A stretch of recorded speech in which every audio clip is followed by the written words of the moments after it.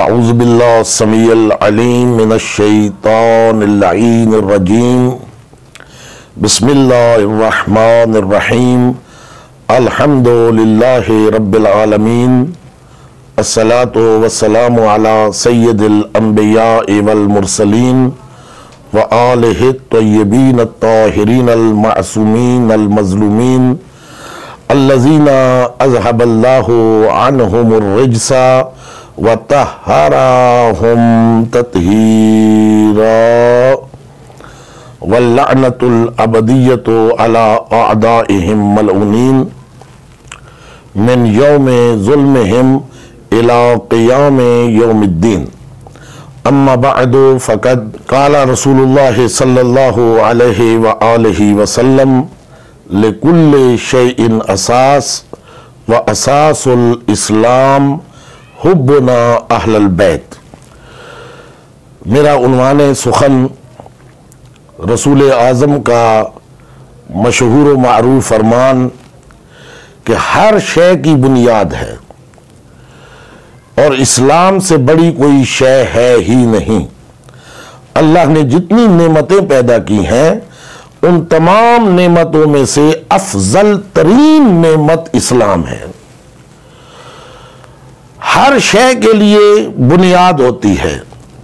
जिस तरह मकान बनाया जाए तो उसकी बुनियाद है, जिस तरह कोई कारखाना तैयार किया जाए तो उसकी बुनियाद है, जिस तरह इल्म सीखा जाए, टेक्नोलॉजी हासिल की जाए, हर चीज के लिए बुनियाद होती है। कोई किताब लिखनी है तो उसके लिए भी एक बुनियाद होती है।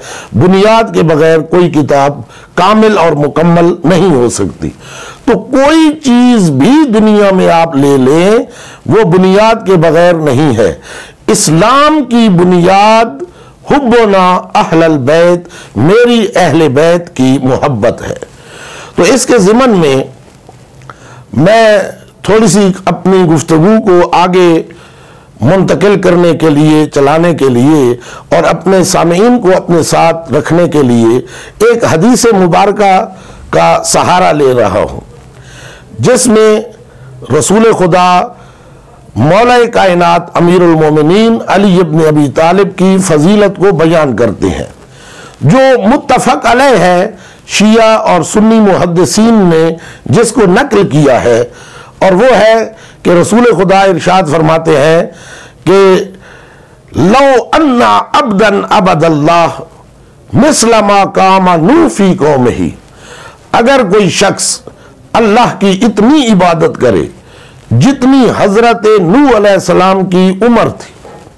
2500 साल हजरत नूह अलैहिस्सलाम की उम्र है। लो अन्ना अब्दन अबदल्लाह मिस्लमा कामा नूफी कौमिही, अगर कोई शख्स अल्लाह की इतनी इबादत करे जितनी हजरत नूह अलैहिस्सलाम की उम्र है, फ़कान लहू मिस्लु उहदिन ज़हबन फ़अनफ़क़हू फ़ी सबीलिल्लाह, और उसके पास कोई उहद जितना सोना हो और वो राह खुदा में कुर्बान कर दे। व मुद्दा फ़ी उमरिही, अल्लाह उसकी उम्र को तुलानी करे, हत्ता यहिज्जा अल्फता हिज्जतिन अला कदमै, वो 1000 हज प्यादा जाकर करे। व कोतेला बैन सफाए वल मरवा मजलूमन, तो कत्ल हो जाए सफा और मरवा की पहाड़ी के दरमियान साई करता हुआ, तवाफ करता हुआ सफा और मरवा के दरमियान मजलूमियत की मौत, मारा जाए, कत्ल कर दिया जाए। सुम्मा लम युवाले का या अली, वो शख्स कि जो नूह की उम्र के बराबर अल्लाह की इबादत करता है, वो शख्स जो कोहे उहद जितना सोना राह खुदा में कुर्बान कर देता है, वो शख्स जो 1000 हज प्यादा जाकर, पैदल जाकर अंजाम देता है और सफा मरवा की पहाड़ियों के दरमियान चक्कर काटता हुआ मजलूमियत की मौत मारा जाता है। सुम्मा लम युवाले का या अली, अगर ए अली उसके दिल में तेरी मोहब्बत नहीं है, तेरी विला नहीं रखता, लम यशुम्मा राहतल जन्ना, जन्नत तो दरकिनार वो जन्नत की खुशबू भी नहीं सूंघ सकता।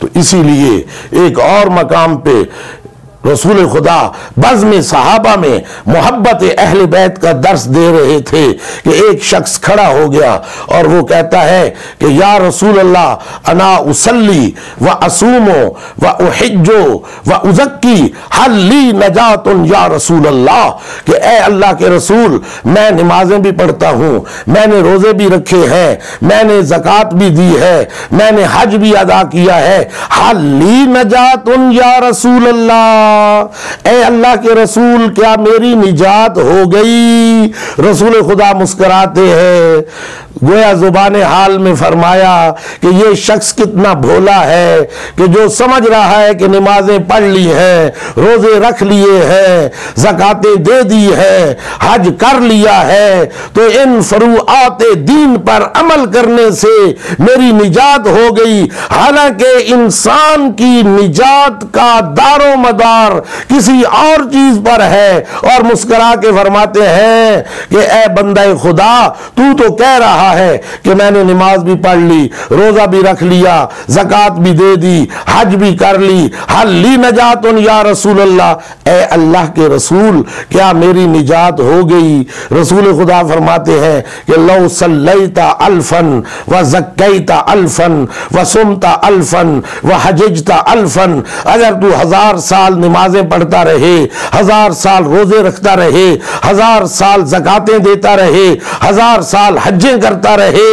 सहाबा किराम परेशान हो गए कि इतना बड़ा इबादत गुजार, इसकी फजीलत बहुत बयान होगी, इसकी निजात के लिए बहुत बड़ा इकदाम होगा। फिर फरमाते हैं रसूल खुदा कि लौ सल्लैता अल्फन खल्फा कुल्ले नबिय्यन लौ ज़क्कैता अल्फन मअ कुल्ले नबिय्यन लौ सुमता अल्फन मअ कुल्ले नबिय्यन, अगर तू हर नबी के साथ 1000 साल नमाजें पढ़ता रहे, हर नबी के साथ 1000 साल रोजे रखता रहे, हर नबी के साथ 1000 साल ज़कातें देता रहे, हर नबी के साथ 1000 साल हज करता रहे, फिर परेशान हुए कि इसकी फजीलत और इसकी निजात के लिए तो बहुत बड़ा इकदाम फरमाएंगे।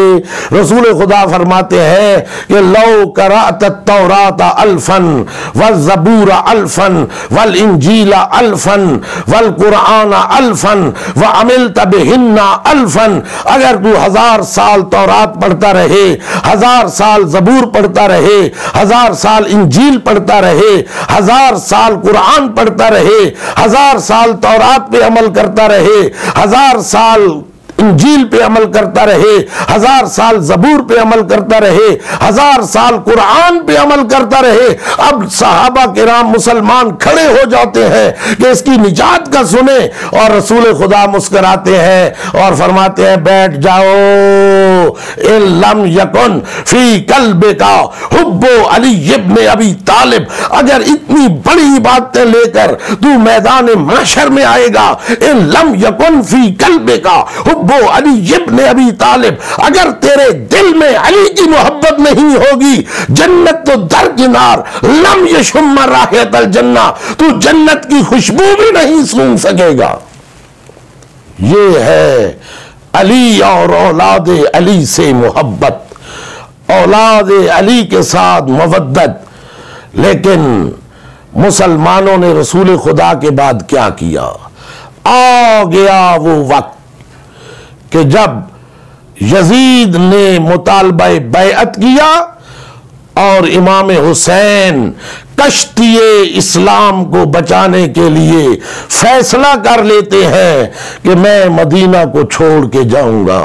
ये वो मदीना है कि जिस मदीना में नाना हिजरत करके मक्का से मदीना आया था और निवासा मजबूर हो गया कि इसी मदीना को छोड़कर मक्का की जानिब हिजरत करके जा रहा है। न जाने मुसलमानों ने अहले बैत का कैसे घेराव कर लिया, कैसे अहले बैत पे जमाना ने वक्त को तंग कर दिया कि वो हुसैन जो मदीना की गलियों में रसूल के दोष पे सवार होकर गलियों की सैर किया करते थे, वो हुसैन जो मस्जिद नबवी में नबी सजदे में जाते तो हुसैन पुश्त पे सवार हो जाते। अल्लाह का हुक्म आता कि मेरे हबीब, मेरा प्यारा हुसैन तेरी पुश्त पर है, जब तक हुसैन अपनी मर्जी से तेरी पुश्त से उतर ना जाए सर सजदे से मत उठाना, इसलिए कि अल्लाह को यह गवारा नहीं कि नबी सजदा से उठे और हुसैन जमीन पे गिर जाए। ना जाने वो वक्त अल्लाह को कैसा लगा होगा। या अल्लाह, पुश्त नबी से सजदा की हालत में हुसैन का नबी की पुश्त से गिरना तुझे मंजूर नहीं। करबला में क्या अजब मंजर होगा जब यही हुसैन जख्मों की ताब ना लाते हुए पुश्ते जुलजना से जमीन पर गिरेंगे। जब मेरे मौला ने फैसला कर लिया कि अब मैं मदीना में नहीं रहूंगा, कहा कि अब मदीना में वापसी मुमकिन नहीं, सबसे पहले अपने नाना को विदा करने के लिए रोज़ा रसूल पे आए। रोज़ा रसूल पे पहुंचे तो अर्ज की, नाना अब मदीना में मुझे रहने नहीं दिया जा रहा। उम्मे सलमा ने देखा, नाना और निवासा के गिरिया को मुलाहजा किया तो बुलाया कि बेटा हुसैन, आप इराक की तरफ मत जाइए। मैंने आपके नाना से सुना कि जब हुसैन इराक जाएगा तो इराक से वापस नहीं आएगा, वहीं हुसैन को शहीद कर दिया जाएगा। और मुझे तेरी मक्तल की मट्टी भी दी जो मैंने एक शीशी में महफूज करके रखी हुई है। अज़ादारों, ये मक्तल में शिया सुन्नी मक्तल ने लिखा कि बीबी ने वो मट्टी दिखाई करबला की। मेरे मौला फरमाते हैं, ए नानी जान, मेरी दो उंगलियों के दरमियान देखो। बीबी ने देखा तो अजब मंजर है, हुसैन जख्मों से चूर है, तीर पे तीर का वार लगा हुआ है, नेज़े लगे हुए हैं, सर सजदे में है, सुभान रब्बियल आला व बिहम्दे की तस्बीह जारी है और शिमर मलऊन कुंद खंजर के साथ गर्दन पे वार कर रहा है और सर तन से जुदा कर रहा है। बीबी गश के आलम में गिर जाती है।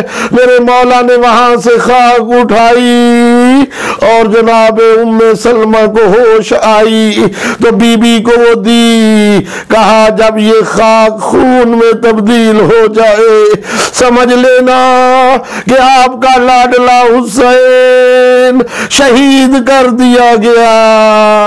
फिर मेरे मौला चलते हुए भाई हसन की कब्र पे आए और भाई से विदा किया। आंखें सावन के बादल की तरह बरस रही है और भाई से बैन करके कहते हैं, हसन भाई तेरे कातिल अब मुझसे बैत मांगते हैं। भाई मैं क्या करूं, मैं तेरी कब्र छोड़ने पे मजबूर हो गया। भाई से विदा हुए।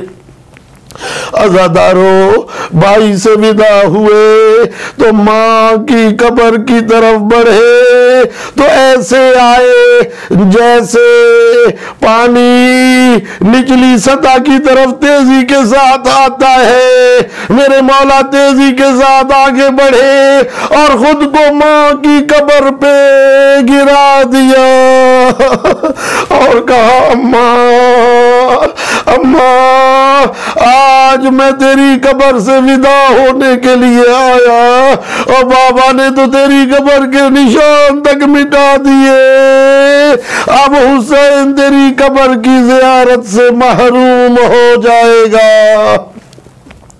अज़ादारा ने सैयद शुहदा कब्रों से विदा किया। शाम हो गई, जब अंधेरा छा गया तो मेरे मौला फरमाते हैं कि अब्बास महमल ले आओ दरवाजा पर, हम कूच करना चाहते हैं। आधी रात का वक्त हो जाता है।